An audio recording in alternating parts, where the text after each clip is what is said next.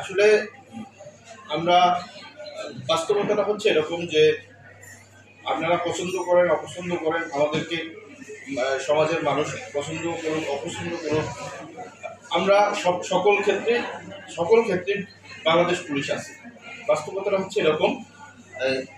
আর এর এর আমাদেরকে আহ, আপনাদের ইসের সাথে সমাজের সাথে বিভিন্ন আইনের বিষয়ে আইনগত দিক উপস্থাপনের জন্য বিভিন্ন ক্ষেত্রে আপনি এখানে সেই যুব অধিদপ্তর না, শুধু মহিলা বিষয়ক অধিদপ্তর বলেন, আনসার বিডিপি বলেন, সমাজ সেবা বলেন, বিভিন্ন ক্ষেত্রে দেখা গেছে যে প্রতিটি ট্রেনিং সেশনেই বা প্রতিটি কার্যক্রমের সাথেই আমাদেরকে সরকার সম্পৃক্ত করানোর চেষ্টা করতেছে।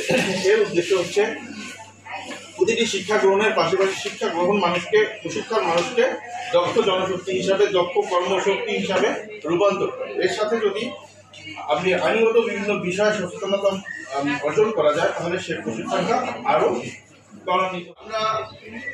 আমরা সকলেই ধর্মভেদু, আমরা সকলেই বিভিন্ন ধর্মের অনুসারী।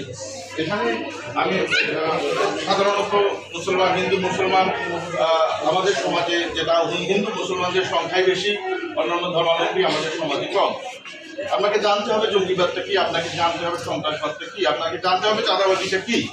আপনার পরিবারের, আপনার ছোট ভাই, আপনার সন্তান, আপনার পরিবারের যে কেউ হোক, সে আপনার বড় হতে পারে। আইনটা যদি আপনার জানা থাকে, এ বিষয়ে যদি আপনি অবগত থাকেন, আপনি একটা অপরাধ থেকে আপনার পরিবারকে সুরক্ষিত করতে পারবেন।